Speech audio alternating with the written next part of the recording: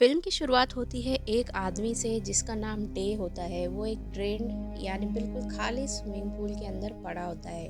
उसके शरीर पर कई जगह चोट के निशान होते हैं। डे नीचे देखता है और अचानक जोर से चीख उठता है क्योंकि एक क्रोकोडाइल उसकी टांग को अपने जबड़ों से काट लेता है। इसके बाद कहानी 6 दिन पहले चली जाती है।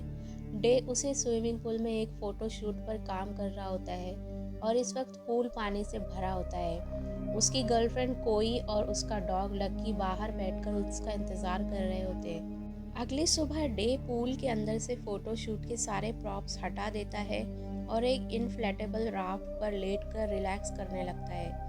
लकी पास ही एक लीश से बंधा होता है। तभी डे का बॉस उसे बताता है कि पूल का पानी ड्रेन किया जाने वाला है, इसलिए डे को जल्दी बाहर निकलना होगा। लेकिन डे राफ्ट पर लेटे लेटे सो जाता है। जब डे की आँख खुलती है तब तक पूल का पानी काफ़ी हद तक निकल चुका होता है। अब पानी इतना कम होता है कि डे पूल से बाहर नहीं निकल पाता। वो दीवारों पर चढ़ने की कोशिश करता है लेकिन पूल में कोई लैडर या हैंड रेल नहीं होता।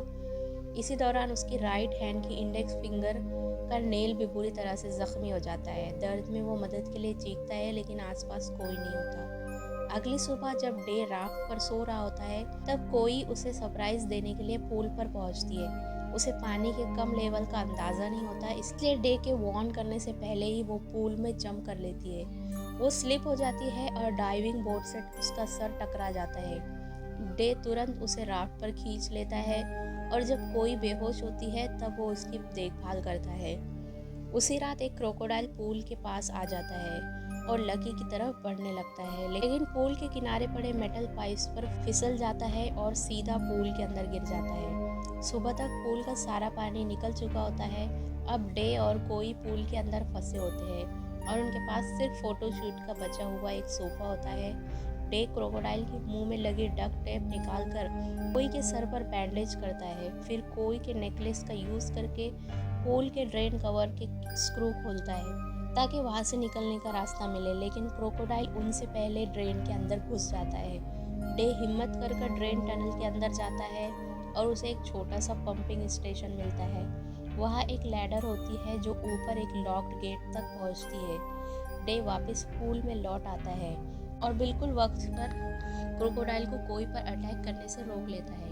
इसी दौरान कोई को होश आता है और ये रिवील होता है कि कोई प्रेग्नेंट है। अगली सुबह गर्मी, भूख और डायबिटीज़ की मेडिसिन ना मिलने की वजह से डे बेहोश हो जाता है। रात को जब वो होश में आता है तब कोई उसे बताती है कि क्रोकोडाइल ने पूल के अंदर कई अंडे दिए हैं। दोनों मिलकर क्रोकोडाइल को ड्रेन में फंसा देते हैं, आग जलाते हैं और क्रोकोडाइल के अंडों को पकाकर खाते हैं। धीरे धीरे दोनों के बीच टेंशन बढ़ने लगती है क्योंकि वो बार बार कोशिश के बाद भी पूल से निकल नहीं पाते। डे अपना दर्द शेयर करता है और मानता है कि उसे लगता है कि वो एक अच्छा बाप नहीं बन पाएगा और वो चाहता था कि कोई अबॉर्शन करवा ले। ये सुनकर कोई गुस्से में आ जाती है, उसे डांटती है और डे को खुद को प्रूव करने के लिए मोटिवेट करती है। 5वें दिन दोनों क्रोकोडाइल को वापस पूल में छोड़ देते हैं और खुद ड्रेन सिस्टम के अंदर घुस जाते हैं। वो ग्रेट को थोड़ा सा खोल पाते हैं। इसी वक्त डे को इंसुलिन का इंजेक्शन मिल जाता है जो कुछ दिन पहले गलती से ग्रेट के अंदर गिर गया था। तब डे को लगता है कि उसे ऊपर कोई ड्रोन दिख रहा है। वो कोई को पंपिंग स्टेशन में छोड़कर पूल की तरफ वापस जाता है, लेकिन बाद में पता चलता है कि वो सिर्फ रिमोट कंट्रोल ग्लाइडर होता है। डे देखता है कि बारबेड वायर का एक हिस्सा गिरा हुआ है। वो उस पर चढ़ने की कोशिश करता है लेकिन गिर जाता है और उसकी टांग टूट जाती है। डे लकड़ी के टुकड़ों और डक टेप से अपनी टांग पर स्प्लिंट बनाता है और बेहोश हो जाता है। जब उसे होश आता है तब उसके हाथ बुरी तरह जख्मी होते हैं और क्रोकोडाइल उसकी टूटी हुई टांग को चबा रहा होता है। ये वही सीन होता है जो फिल्म की शुरुआत में दिखाया गया था। डे एक बकेट से क्रोकोडाइल को मारकर भगा देता है। उसी रात तेज बारिश होती है और पंपिंग स्टेशन पानी से भरने लगता है जहाँ कोई फंसी होती है। डे क्रोकोडाइल से बचकर ड्रेन टनल में जाता है लेकिन इस बार पंपिंग स्टेशन की जगह उल्टी डायरेक्शन में चला जाता है।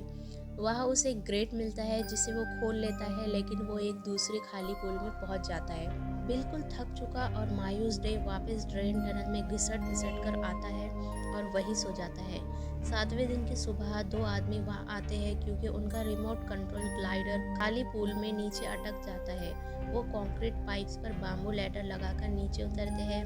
पूल के अंदर खून के निशान और डक्ट टेप से लिखा हुआ हेल्प देखते हैं, लेकिन फिर भी वहाँ से चले जाते हैं। उनकी आवाज़ से डे जाग जाता है। वो लैडर की तरफ बढ़ता है, लेकिन क्रोकोडाइल फिर से उस पर अटैक कर देता है।